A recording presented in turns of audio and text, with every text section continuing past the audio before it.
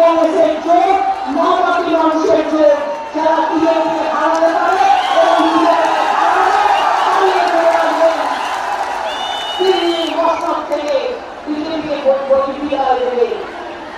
এটা আমাদের ইলেকশন নয়, আমরা অনেক কাজ করেছি।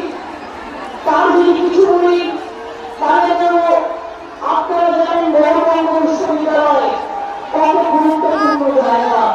আমরা 57 টাকা আমাদের সরকার খরচ করেছে জল সংক্রান্ত করবে।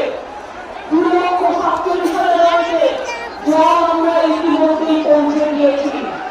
রোজ মোদীজি পাবলিসিটি করে কি করে, हमने सब कर लिया और आपने कुछ नहीं किया, जाएगा सरकार किया, रुपये आपने सरकार